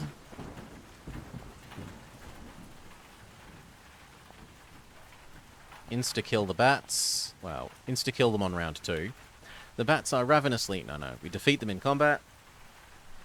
Look at the objects. As the few remaining survivors whirl their way into the darkness, you sheath your weapon and kick aside the torn bodies of those who fell to your deadly blows. A stone room awaits you at the bottom of the stairs, featureless and bare except for a weapons rack in the far corner. It holds a spear and a broadsword, both in remarkably fine condition. The torchlit tunnels offer an exit from the chamber. One descends to the north and the others to the east. Pathmanship skill. Covering the floor of the north tunnel are a myriad of tiny animal tracks, mice, rats, worms, snakes, the denizens common to every subterranean lair. All have left their mark upon the grime-encrusted flagstones. However, the east tunnel bears no such markings. The ground is smooth and undisturbed. Not even a film of dust discolours the grey stone floor. Your senses warn you that this tunnel is more than it seems. So, east equals danger. We go the other way. The tunnel descends to a vast cavernous hall. Spirals of yellow smoke rise up either side of a narrow stone walkway that leads to its centre. There it meets another path, running from east to west. Cautiously you advance along the walkway, your stomach unsettled by the stench of sulphurous smoke and the sight of a dark, yawning void on either side. At the junction you hear the sound of running feet, echoing from an archway to your right. The footfalls grow louder, and suddenly a man in leather armour bursts out into the darkness, his studded boots striking sparks on the stone pathway as he skids to a halt. Sweat pours down his lean and leathery face, and his eyes flash with fear. He casts an anxious glance over his shoulder before unsheathing his sword and advancing towards you. If you have divination, you may use it. You sense he is petrified with fear. An aura of evil grows stronger by the second, radiating from the darkened archway like a terrible black heat, an evil so strong that it blocks your discipline, and you cannot be sure if the warrior is a friend or foe. Sure, I'll defend myself. The warrior is halfway across the walkway when a hungry shriek resounds from the arc. He spins on his heel and crouches in readiness for combat. A murmur of low mutterings follow, and the sounds chill you. Then, gurgling and hissing through clenched teeth, 3 creatures, their shiny skins as black as night, creep from the shadows and fix you both with fiery stares. The warrior begins to shake, his sword wavering in his gloved hand. As the creatures stalk forward, his nerve breaks and he turns and flees towards you. Save yourself, stranger! They will eat you alive! No, let him pass and face the creatures alone. Snickering with evil delight, the creatures stalk closer and closer. Talons spring from the fingers of their leathery webbed hands, and their eyes blaze with wild red fire as they prepare to pounce. The Dax? No, we got you, Dax. We got your number. 0 damage to us, 0 damage to us. They don't hurt us at all. We laugh, wiping away the sweat of battle on your grimy sleeve. You turn to go, but as you do, you stumble over something lying on the blood-splattered path. At first glance it looks like a mace, but closer inspection reveals a slim silver rod with an orange bowl of glass held in a claw at one end. It is far too delicate to be a weapon, used in the normal way. Sure, we'll pick it up. A searing current of pain runs the length of your arm and explodes in your head. Lights flash before your eyes and you collapse into unconsciousness. Okay, so we're taken back to this and put in the maze. They steal our stuff. I shouldn't have picked up the magical looking item. I do have divination. Rope the sword. We went right last time, so we'll go the other way left. After a few hundred yards, the passage turns abruptly to the right. Glinting in the dim light is a cluster of huge bubbles, floating languidly up and down the passage ahead. A slight breeze lifts them, and slowly they bounce towards you. Ooh. If you wish to push past them, if you have a sword and wish to strike out at them, sure. You cleave a path through the bubbles as easily as if you were scything cobwebs. As your sword punctures their jelly-like skins, they implode and plop to the floor in tatters. As you move on, your eyes peeled for the slightest hint of danger. A shadow on a floor in the distance makes you wary. Your fear turns to dismay. As they grow closer, you can see that it is a deep, dark pit that stretches across the entire corridor. There appears to be no way across. Staring at the opposite side, 30 feet away, you ponder the impossible task confronting you. A sudden glow in the misty ceiling heralds the return of the skull. The path across defies your sight. Find the path or stay and fight. I have Psy-Screen. You sense that there is a bridge hidden by a powerful spell of invisibility. Kneeling at the edge, you sweep your hands back and forth in the hope of locating it. But a noise in the passage behind you makes you stop and turn. The sound of heavy footsteps grows louder, and the passage looks deserted. Frantically, you continue to search for the invisible bridge. We rolled poorly. Maybe? Your hand strikes something invisible, set close to the edge of the pit, the beginning of a magically hidden bridge. Your fingers tell you that it is a plank, for it feels very thin and narrow. Footsteps halt. There is a piercing crack, like that of a whip. An angry red wheel opens across the back of your hand. You sense its presence, but you cannot see the enemy who dealt this wound. No, I'd rather fight the enemy. Another crack cuts the air, and you flinch as the invisible whip draws a crimson line on your thigh. You strain your Kai senses to discover the location of the enemy, but the magic that shields them is strong. Unless you have Hunt Mastery, reduce your combat skill by 2. If you possess a blanket or a red rope, you may wrap it around your arm as extra protection. Sure, the invisible Whipmaster. Equip our sword. We do have shield still.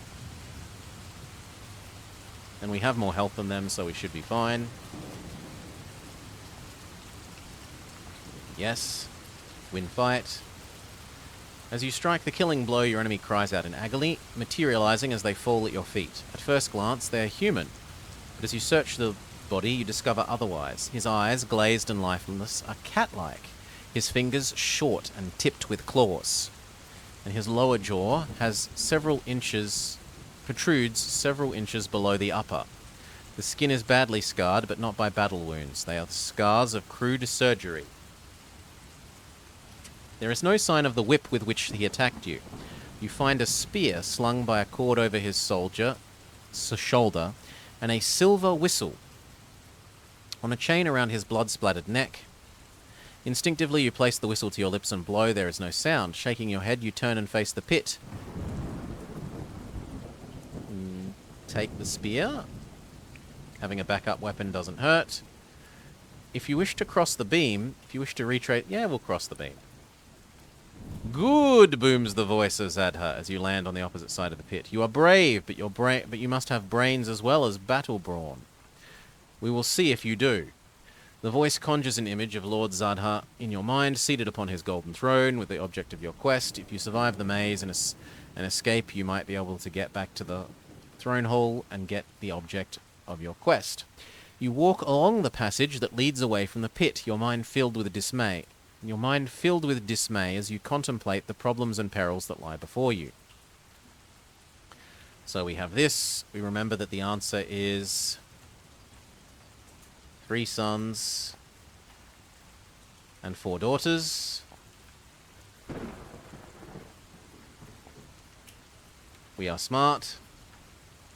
We now have the whistle. You snatch the whistle from your lips and blow. Instantly, the slimy creature rears up, its short, rubbery legs scrabbling the air in agony as the ultra-high-pitched sounds destroy its sensitive nervous system. As it twists back on itself, its head disappears into the misty ceiling. There is an ear-splitting crack and blue lightning. I guess this is the same. Climb up and above. We have pathmanship. We want to go to the prison.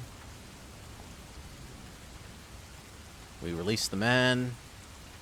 We have curing, we fix his problems. We defeat the jailer.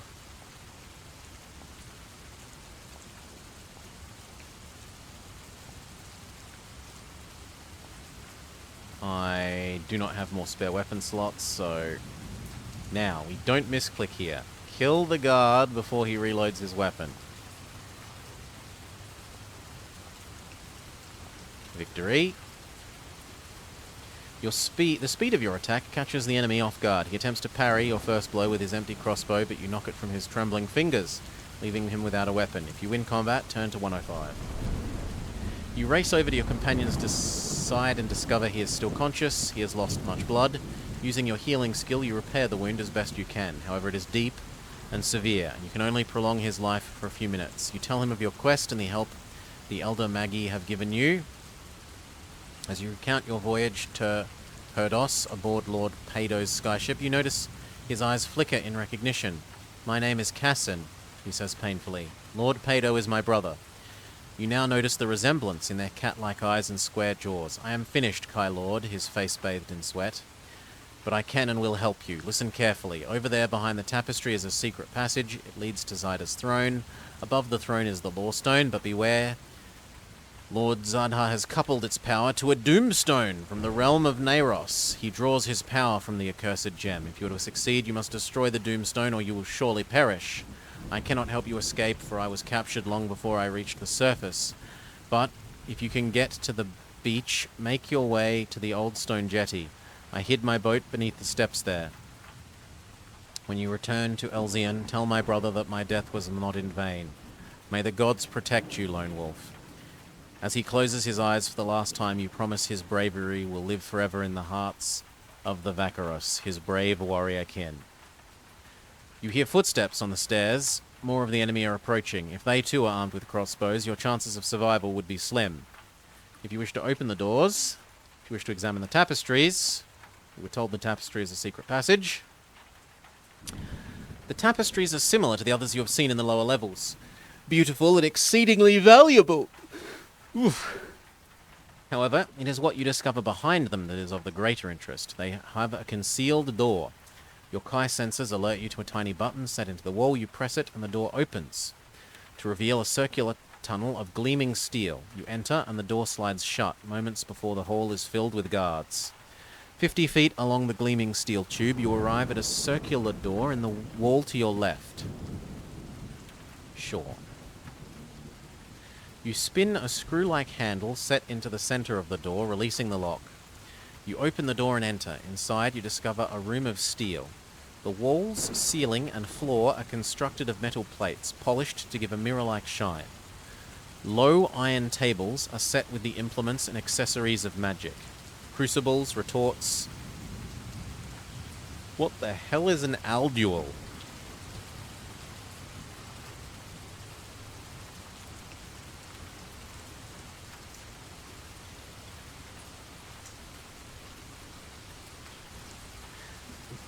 A pear-shaped earthenware or glass pot.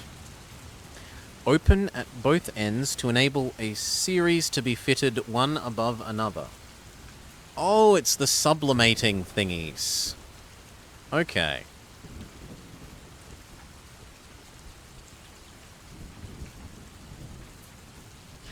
It's the sublimation, like the mushroom-shaped glassware you use for chemical processes.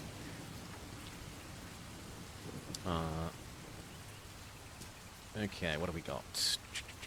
Vellum-bound tomes and crumbling parchments litter the shelves, competing for space with repulsive-looking pink organs floating in the glass jars of vile-smelling preservative.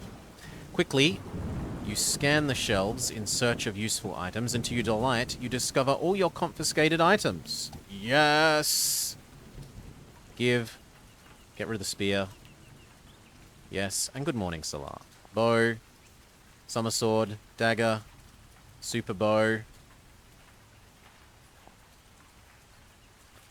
In addition to your weapons, you discover a large jar of concentrated lampsfer, super healing potion, and a Kazan Ode platinum amulet. If you wish to take the amulet, mark it on your action chart. Sure.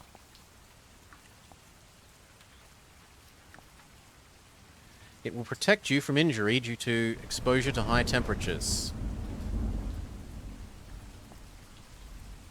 As you walk, the temperature steadily rises until you are bathed in sweat. The steel plates of the tunnel become hot to the touch.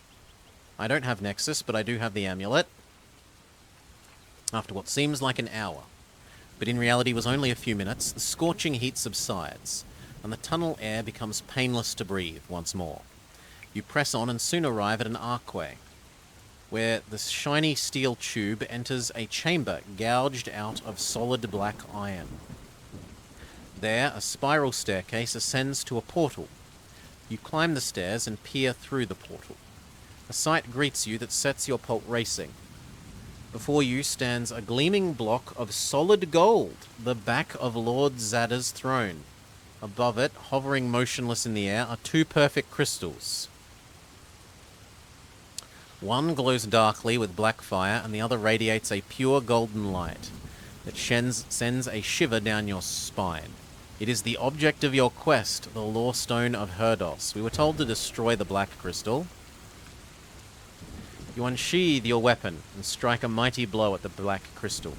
It splits clean in two, releasing its dark power and showering you with hot sparks in the wake of its destruction.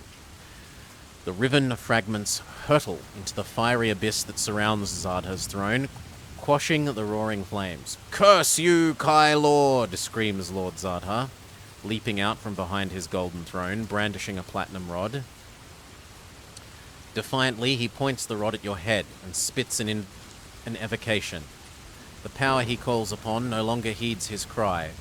From the depths of the pit, a terrible roar begins to grow. The floor shakes and a column of flame lights the entire throne room as a molten lava spews high into the air. Zadha staggers back, his face aghast with terror. Hurriedly, he kneels before his throne, his crooked fingers stroking at a pentagram engraved in the gold. Above the din of destruction, another sound, like the ringing of 1,000 tiny bells, can be heard. And in the blackness above the throne, a speckled glow appears. It descends towards Lord Zadha until he is totally engulfed by a column of shimmering blue light. His body rises as if lifted by unseen hands. Sure, we'll follow him. A wave of energy surges through your body as you close your hands around the Lore Stone. Full heal. Your senses tingle with your newfound strength, and it wipes away the fatigue of your terrible ordeals, enabling you to assess your situation anew.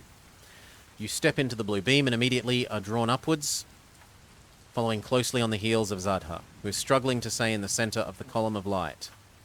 He is gripped with mortal fear of you. He sees that you are gaining on him. He unsheaths a glowing dagger and inverts himself to face you as you approach. When you're in arm's length, he launches a wild attack. He is immune to Mind Blast, though not Psi Surge.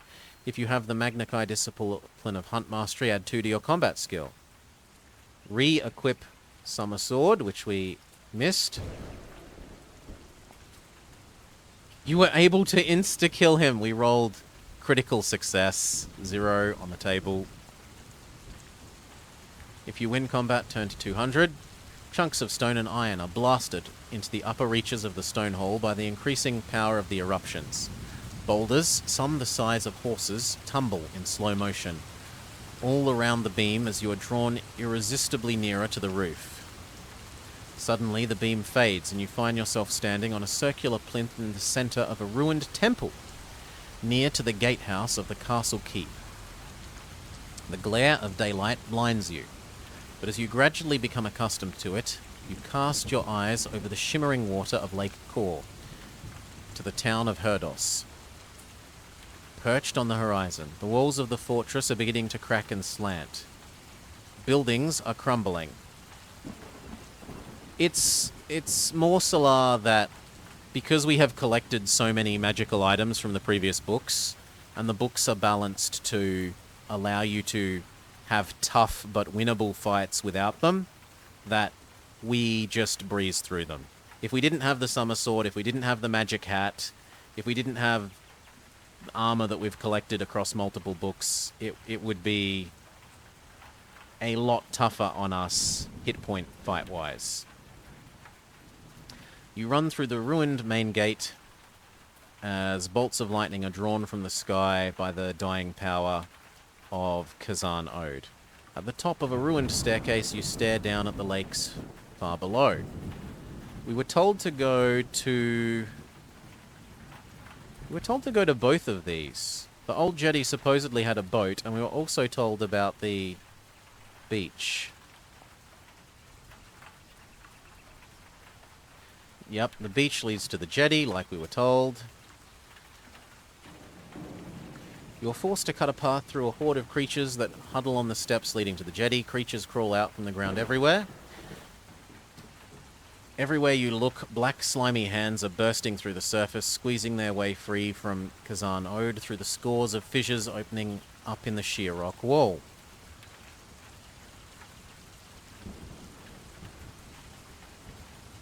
Near to the base of the steps, you are dragged to the ground by a clutch of loathsome slaves. They pay dearly for the mistake, but not before your backpack is torn from your shoulders. Really? Oh, that just means the items we get at the start of each thing. So I don't get to carry over any potions or meals to the next book. Having fought off... Sorry, no. When you reach the jetty, you are covered from head to toe in the blood of your foes. The sight is so frightening that all resistance melts away and creatures hurl themselves into the lake rather than face the fearsome, straight-backed, white-skinned killer of their kin. Beneath the jetty steps, you discover an ark, sealed off at one end, with a weed-encrusted stone door at the other. Inside is a small wicker coracle and a paddle. Having fought off the most determined of Kazan Ode's horrors, you launch the coracle, jump aboard, and paddle frantically towards the distant glimmer of the power shield. The death cry of Kazan Ode echoes in your ears. As soon as you have passed through the power shield, you're greeted like a hero by a huge flotilla of fishing vessels and trading barges. An hour ago, upon seeing the eruption of Kazan Ode, every boat in Herodos set sail for the shield, for the eruption had signalled the end of the bane that had haunted the Desi for hundreds of years. Now they cheer the summer-lending warrior who has delivered them from Desi's evil shadow. Eager hands pull you aboard, Lord Arden's caravel. And a fanfare salute is sounded by the trumpeters of his Vakaros guards. "We are forever in your debt, Lone Wolf," says Lord Arden, as he shakes your hand warmly in gratitude and friendship. "You have achieved what we feared to be impossible, and you have lived to tell the tale. Your bravery is an inspiration to us all." His words are reinforced by the delirious cheers of his people. He asks of your quest, and, when you remove the Lord's Stone of Herodos from the pocket of your tattered and scorched tunic, his eyes widen in amazement. He bows his head and says in a solemn and respectful tone, "My lord, you stand upon the threshold of greatness. Your purpose and your destiny are known to the Elder Magi, for we have awaited your coming for many thousands of years," which doesn't make sense because the previous guy was only 1,000 years ago. "Our survival and the survival of all we cherish rests on the success of your Magna Chi quest. The time has come, Lone Wolf, the time has come for you to learn our wisdom, for we are of the same blood, you and I, and our fate is bound together. We will prepare you for your next quest. For the Law Stone you must find next exists in the land that was once our home, in the temple that was once our most sacred place of worship, in the chambers where our master first appeared to us. Your quest has succeeded, for the strength and wisdom of the Law Stone of Herodos is now part of your body and spirit. There is much that you must learn from the Elder Magi, as you prepare for your most challenging yet of your Magna Chi quests. A quest that will take you into the deep, hostile swamps of the Danarg, where the evil creatures of Agarash, the damned, still thrive and dominate the land. Should you have the courage of a true Kai Master, the secrets of the Elder Magi and the perils of Danarag await you in Book 8 of the Lone Wolf series, entitled The Jungle of Horrors. So that book cost us 2 deaths, one by misclick. If not for the misclick, we'd be at about par, but I had a misclick and that's my fault. That one was fairly good. We liked. I was briefly worried that we wouldn't get the summer sword and stuff back. That would have been rough if we didn't. Imagine if we didn't turn left in that steel passageway and went the other direction. And I look forward to the next book. See you next time.